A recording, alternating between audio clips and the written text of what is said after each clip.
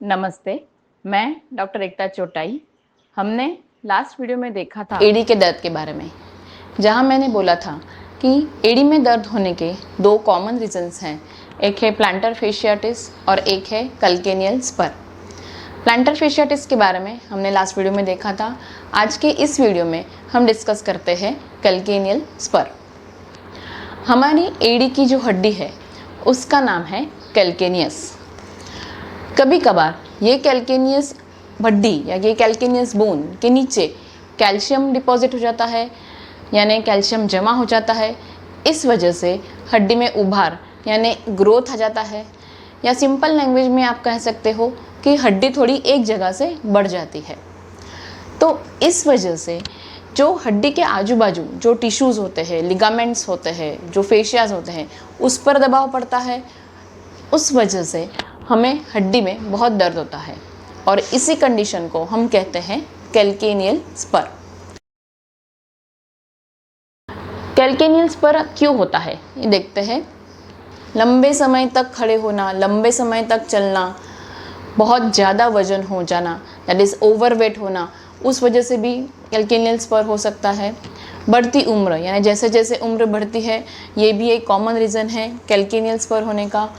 बहुत ऊंची हील, बहुत हाई हील्स पहनना, कंटिन्यूसली रोज़ाना बहुत हाई हील्स पहनना, ये भी एक कॉमन रीजंस है कैल्केनियल स्पर होने का।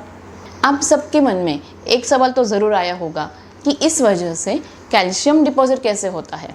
अभी हमने जो कारण डिस्कस किए, जैसे कि ओवरवेट होना या फिर हाई हील्स पहनना या फिर बढ़ती उम्र, तो इस सब वजह से जो कैल्केनियस बोन है उसके आजू बाजू के टिश्यूज़ या फिर लिगामेंट्स, उसमें छोटी छोटी चोट आ जाती है। तो ये चोट अपनी बॉडी खुद ही रिपेयर करता है। तो ये रिपेयर कैसे करता है? तो कैल्शियम और दूसरे अन्य मिनरल्स को डिपॉजिट करके, ये कैल्शियम और अन्य मिनरल डिपॉजिट करके वो छोटी जो भी चोट होगी वो हील हो जाती है और उससे वो लिगामेंट्स या फिर वो टिश्यूज़ वो स्ट्रॉन्ग बन जाता है।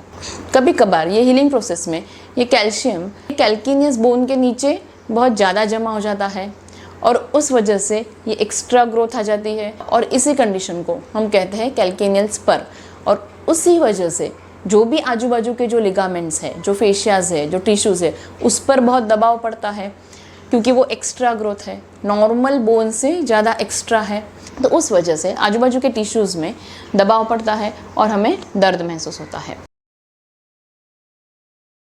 तो कैल्केनियल स्पर के सिम्टम्स क्या क्या है?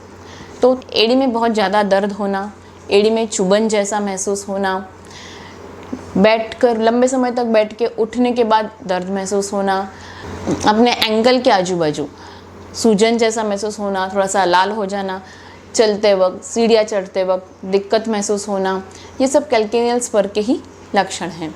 मैक्सिमम टाइम्स मरीज़ों में प्लांटर फेशियाटिस और कैल्केनियल स्पर दोनों साथ में ही पाए जाते हैं।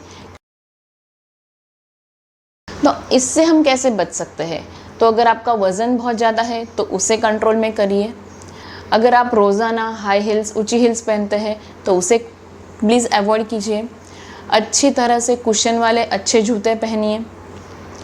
अगर आपका काम बहुत लंबे समय तक खड़े रहना है तो बीच बीच में थोड़ा सा आराम कीजिए। अगर कैल्केनियल स्पर है तो फिर थोड़ा सा मसाज कीजिए, ऑयल से मसाज कीजिए या फिर उस जगह आइस पैक लगाएं, गर्म पानी से उसको सेकिए। बहुत ज़्यादा दर्द हो तो आप अपने डॉक्टर को ज़रूर कंसल्ट कीजिए। होम्योपैथिक में भी बहुत सारी दवाइयाँ हैं, जैसे लेडम्पाल, हाइपररिकम, कल्केरिया फ्लोर, जो कैल्केनियल स्पर में बहुत हेल्पफुल साबित हुई है। होम्योपैथिक दवाइयाँ आप अपने होम्योपैथिक डॉक्टर को कंसल्ट करने के बाद ही लीजिए। हमसे कंसल्ट करने के लिए आप हमारी वेबसाइट www.genicorehomeopathy.com पर भी विज़िट कर सकते हैं। ये वीडियो ज़्यादा से ज़्यादा लाइक कीजिए, शेयर कीजिए, ताकि कैल्केनियल स्पर के बारे में ये जानकारी सबको मिले और आपको भी कैल्केनियल स्पर के बारे में या फिर कोई अन्य बीमारी के बारे में और कोई भी जानकारी चाहिए और कोई क्वेश्चंस हो तो प्लीज़ कमेंट कीजिए। आप सबके सवालों के जवाब देने की मेरी पूरी तरह से कोशिश रहेगी। Thank you.